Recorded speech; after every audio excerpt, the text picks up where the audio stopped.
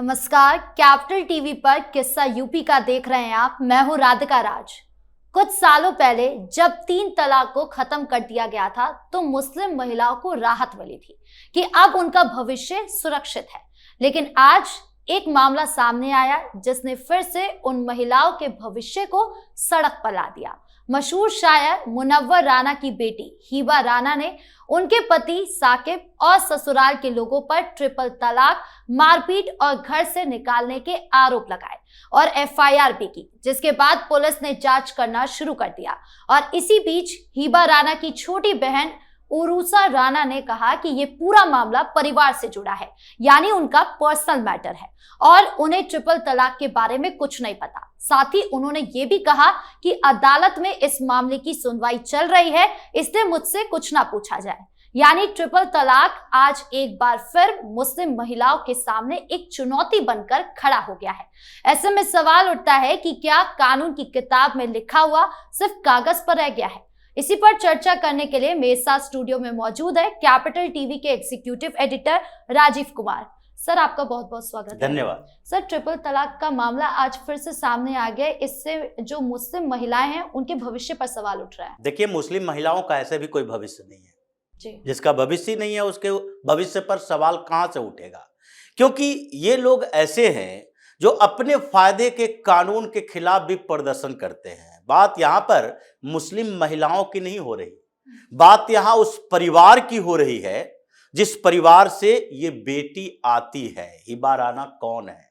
बात उस परिवार से हो रही है जिसको तकलीफ होती है कि नहीं, वक्फ बोर्ड संशोधन कानून बन गया तो उसके बाद वक्फ की प्रॉपर्टी जो कि कुछ लोगों के कब्जे में थी, वो अगर मुस्लिम गरीबों के लिए डिस्ट्रीब्यूट होगी, उसके लिए इस्तेमाल किया जाएगा, तो भी सरकार ये कानून न बनाए, क्योंकि ये मुसलमानों के कानून में, मुसलमानों के मजहबी अधिकार में सरकार का हस्तक्षेप माना जाएगा।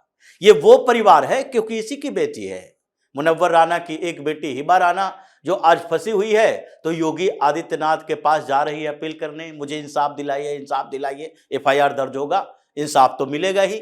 और ये जब ट्रिपल तलाक देना यानी इंस्टेंट ट्रिपल तलाक अगर ये गैर कानूनी है, ऑफेंसिव है, इसके लिए सजा का प्रावधान है, तो सजा तो मिलना ही है। इंसाफ का मतलब पूरे कम्युनिटी की बात है और ये घटनाएं तो आती ही रहेगी, क्योंकि इन लोगों ने इन घटनाओं को इनवाइट किया है। ट्रिपल तलाक मुस्लिम महिलाओं के लिए यानी इंस्टेंट ट्रिपल तलाक। ट्रिपल तलाक अलग अलग तरीके से होते हैं और तलाक़े बिद्दत की बात की जाती थी कि उस पर प्रतिबंध लगाया गया, क्योंकि ये कुरान संबद्ध भी नहीं है, कुरान में इसका जिक्र नहीं है, हदीस में इसका जिक्र है, तो इसके लिए पनिशमेंट की व्यवस्था है। इसलिए सुप्रीम कोर्ट ने आदेश दिया था कि ये एक ही बार में तलाक तलाक तलाक कह दिए, आपने सामने में कह दिया, गुस्से में कह दिया, या फिर गुस्से में कहने के बजाय टेलीफोन पर कह दिया, मोबाइल पर कह दिया, कहीं से भी आप 3 बार तलाक तलाक तलाक कह दिए, उसको बेदखल कर दोगे। ये ऐसी स्थिति है कि कोई भी किसी भी तत्कालिक मुद्दे पर किसी से झगड़ा हो हस्बैंड वाइफ के बीच और उसने तलाक दे दिया तो तलाक दे दिया तो तलाक हो गया, और हो गया तो उसके बाद उस औरत की क्या स्थिति होगी? क्योंकि अगर वो चाहे भी दोनों मिलकर के फिर हम साथ में रहेंगे तो उस मर्द को तो कोई पनिशमेंट नहीं दिया जाएगा, तलाक दे दिया फिर बाद में लाना है। लेकिन उस महिला को क्या करना होगा? अगर तलाक दे दिया फिर से उसी हस्बैंड के साथ रहना है तो क्या करोगे? हलाला करवाओगे।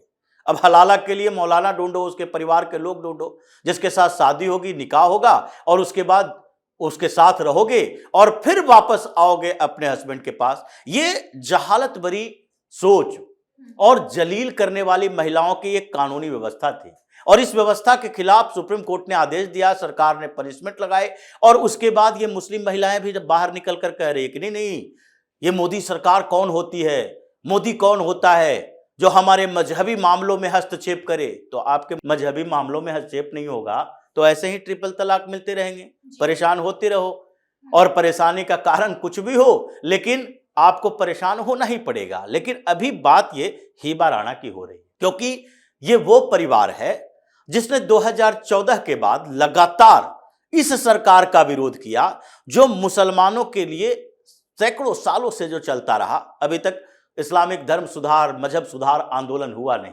ये सुधार आंदोलन के लिए थोड़ा सा कोई आगे बढ़ेगा, उसे सर कलम कर दिया जाएगा, सर तन से जुदा कर दिया जाएगा। तो कोई बड़ा आधार ही नहीं बन पाया सुधार का। इसलिए छोटे छोटे जो ये परेशानियां हैं इनके मजहब के अंदर, महिलाओं को लेकर, दूसरे लोगों को लेकर, भाईचारा की बात करो, लेकिन कुंजड़ा और शेख के बीच अंतर स्थापित करते रहो, जातियों में बटे रहो, लेकिन ऊपर से कहो नहीं नहीं सब भाईजान हैं, कोई एक दूसरे के खिलाफ नहीं है। लेकिन वही व्यक्ति जो इतना बड़ा उर्दू का शायर था, जिसकी मौत हुई, तो प्रधानमंत्री मोदी है जो खुद संवेदना प्रकट कर रहे हैं, लेकिन उन्होंने, इन लोगों ने मोदी के खिलाफ क्या किया? यही वो व्यक्ति है मुनव्वर राना, घूम घूम कर शायरी करते हुए बार बार कहता था ये सरकार जब से आई है मुसलमानों के खिलाफ अत्याचार बढ़ गए हैं, भेदभाव किया जा रहा है, गंगा जमनी तहजीब खत्म हो चुकी है और दोनों के बीच यानी हिंदू मुसलमानों के बीच तनाव चरम पर है। यही वो व्यक्ति था जिसने साहित्य अकेदमी पुरस्कार लौटा दिया। नहीं नहीं, ये सरकार नहीं है, ये अवार्ड वापसी गैंग का मेंबर हुआ करता था। अब वो नहीं रहे तो उसके खिलाफ न बोलना ये आधार बना दिया गया कि कोई चला गया तो उसके खिलाफ ना बोलो। अगर ऐसी अवधारणा है कि अगर कोई गुजर चुका है तो उसकी सिर्फ सराहना करे, उसके खिलाफ ना करे, तो आज हिटलर के खिलाफ भी इतिहास में कुछ लिखा नहीं जाना चाहिए। आज हिटलर के बारे में भी कुछ नहीं बोला जाना चाहिए, क्योंकि वो भी अपने देश के लिए कुछ अलग था, यहूदियों के लिए कुछ अलग था। यहूदियों के खिलाफ उसने नरसंहार किए थे, लेकिन उसके खिलाफ यहूदियों के बारे में ही बात की जाती है। तो हिटलर जैसे लोगों के खिलाफ अगर बोल सकते हो तो मुनव्वर राना जैसे लोगों के भी सराहना करते रहने की जरूरत नहीं है। और इसलिए मुनव्वर राना का परिवार, जो कि मोदी घृणा में, योगी के खिलाफ घृणा में ऐसे पागल हुआ पड़ता है, आज उसी के परिवार में आफत आ गई। अब उसकी बहनें इधर उधर ताक झाक कर रही है, नहीं नहीं उसका पारिवारिक मसला है। ये तलाक पारिवारिक मसला ही होता है, ये संपत्ति का उत्तराधिकार पारिवारिक मसला ही होता है। मुस्लिम पर्सनल लॉ बोर्ड और मुस्लिम पर्सनल लॉ, ये जो मुसलमानों के लिए अलग से कानून है, पर्सनल लॉ है, ये पारिवारिक मसले के लिए है, सार्वजनिक मसले के लिए नहीं है। ये क्रिमिनल्स के लिए नहीं है कि अगर मुसलमान कोई हत्या कर देता है तो उसमें मुस्लिम पर्सनल लॉ लागू होगा, उसमें ये लागू करवाना भी नहीं चाहेंगे। ये बड़े डिबेट का सब्जेक्ट रहा कि अगर मजहब के आधार पर आपको पर्सनल लॉ चाहिए तो आप दीवानी मामलों में, यानी कि शादी, विवाह, तलाक और साथ ही ये संपत्ति के विवाद को, संपत्ति के डिस्ट्रीब्यूशन को, किसको कितना संपत्ति मिलेगी, इसके बारे में तो आपने पर्सनल लॉ बना लिया और पर्सनल लॉ के आधार पर कानूनी कार्रवाई करने की मांग कर रहे हैं। तो उसी तरीके की कानूनी कार्रवाई की मांग क्रिमिनल लॉ के लिए भी करो। आप भी कहो कि नहीं नहीं इस्लामिक पर्सनल लॉ के अनुसार हमारे लोगों के खिलाफ होगा। मतलब कोई मुसलमान शराब पीता हुआ पकड़ा जाए तो उसको पनिशमेंट दो, 50 कोड़े मारो सऊदी अरब की तरह, क्योंकि वो हराम है इस्लाम के अंदर। अगर कोई किसी की आंख फोड़ देता है तो उसके बदले उसके दोनों आंखें फोड़ दो, क्योंकि ये इस्लामिक कानून है। तो क्रिमिनल लॉ में ये चलता ही नहीं है, पारिवारिक मसला ही है। तो इसलिए मुनव्वर राना की दूसरी बेटी जो कह रही है ये पारिवारिक मसला है, इस पर हम कुछ नहीं बोलेंगे, बोलना चाहिए। यह आप इसलिए नहीं बोल रहे क्योंकि आपको लग रहा है कि इसका फायदा किसी और को होगा। ये हकीकत खुल के आएगी और हंगामा चलेगा तो दूसरी मुस्लिम महिलाएं, जिसको बरगला के हम लोगों ने ट्रिपल तलाक पर बने कानून के खिलाफ प्रदर्शन करवाया था, वो भी अब प्रदर्शन के खिलाफ आएगी। और उसी तरीके से ये सुमैया राणा जो इनकी दूसरी और बेटी है, पिछले दिनों जब वक्फ बोर्ड संशोधन कानून के खिलाफ प्रदर्शन चल रहा था, उसे लखनऊ में हाउस अरेस्ट किया गया था। चीख चीख कर कह रही थी कि देखिए ये हिटलर की तरह काम कर रहे हैं योगी आदित्यनाथ। क्यों? ये वक्फ बोर्ड संशोधन कानून की बारीकियों के बारे में, सरकार के हस्तक्षेप के बारे में इन लोगों ने सही तरीके से जानकारी नहीं दी। तो इसलिए जो स्थितियां पैदा हुई है राणा के खिलाफ, ये समस्या मुस्लिम महिलाओं के लिए है, इनके सोच के लिए है और उन लोगों के लिए है कि जो आज सीधे तौर पर प्रधानमंत्री मोदी की, योगी आदित्यनाथ की केवल इसलिए आलोचना करता है कि इनको बचपन से जहर भरा जाता है। हिंदुस्तान में मुसलमानों की एक बड़ी समस्या है, ये बच्चे जो बच्चे नहीं होते, ये मुस्लिम बच्चे होते हैं। जितने दूसरे बच्चे हैं वो अपने तरीके से आगे बढ़ेंगे। किसी भी बच्चे को मजहबी धार्मिक शिक्षा बचपन में नहीं दी जाती। हिंदू बच्चे को भी बचपन में रामायण, महाभारत और वेद पुराण नहीं पढ़ाया जाता, उसको थोड़ा सा आगे बढ़ने दिया जाता है। ये लोग बचपन से ही ये दिखा देते हैं कि ये मुस्लिम बच्चा है, पायजामा टखने के ऊपर होना चाहिए, सर पर टोपी होनी चाहिए, चाहे 4 साल का ही बच्चा क्यों ना हो। अगर वो चलना शुरू कर दिया है तो उसको वही अरबी संस्कृति के साथ उसको पालना पोसना शुरू करो, ताकि बचपन से ही वो बच्चा ना दिखे, मुस्लिम बच्चा दिखे, बड़ा हो तो मुस्लिम युवक दिखे, और फिर बुजुर्ग हो तो मुस्लिम बुजुर्ग दिखे। वो कभी भी भारतीय या फिर सामान्य व्यक्ति दिखने की कोशिश न करे।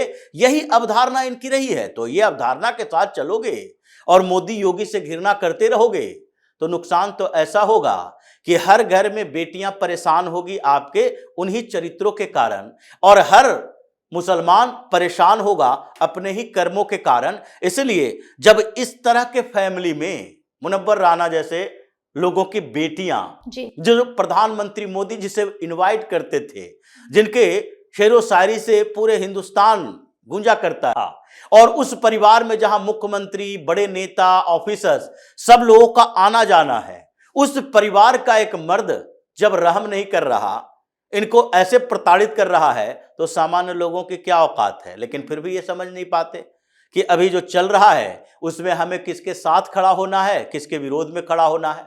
तो अगर ऐसे काम करते रहोगे तो जिंदगी भर ऐसे ही समस्या का सामना करना पड़ता रहेगा। इसलिए मुसलमानों में जो योगी और मोदी के लिए नफरत भरा है, अगर वो नफरत खत्म नहीं करता तो उसी नफरत की आग में झुलसकर खुद ही भस्म हो जाएगा, ऐसी संभावनाएं दिख रही है। जी, इस मुद्दे पर जानकारी देने के लिए आपका बहुत बहुत धन्यवाद। धन्यवाद। तो ये मामला सिर्फ हिबा राना और उनके परिवार का नहीं है, ये उन हजारों मुस्लिम महिलाओं की आवाज है जिन्हें 3 तलाक के कानून ने उम्मीद दी थी कि अब उनका भविष्य सुरक्षित रहेगा, उनका सम्मान बचेगा और उनका घर टूटने से बचेगा। लेकिन जब एक मशहूर शायर की बेटी खुद कह रही है कि उसे 3 तलाक दे दिया गया, मारपीट हुई और घर से निकाल दिया गया, तो ये सिर्फ उसका पर्सनल मैटर नहीं रहता, वो समाज का, कानून का और इंसाफ का सवाल बन जाता है। तो क्या कानून की किताब में लिखा हुआ है कि ये सिर्फ कागज पर ही रहेगा, असल में नहीं होगा? ये सवाल भी रहता है। तो इस खास शो में इतना ही। कैसा लगा वीडियो कमेंट बॉक्स में जरूर बताएं। वीडियो को लाइक करें, शेयर करें और चैनल को सब्सक्राइब करना ना भूलें। धन्यवाद।